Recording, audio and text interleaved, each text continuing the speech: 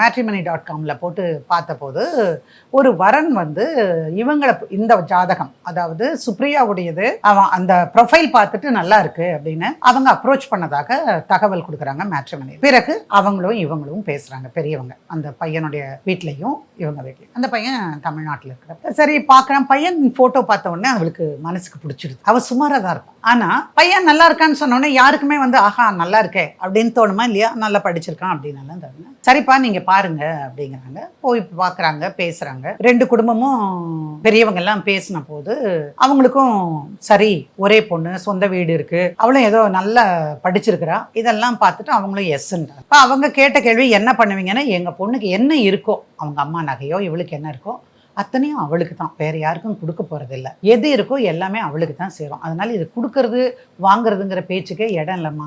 நீங்க என்ன எதிர்பார்க்கீங்களோ அதுக்குமே எங்க கிட்ட இருக்க எல்லாமே அந்த பொண்ணுக்கு தான்.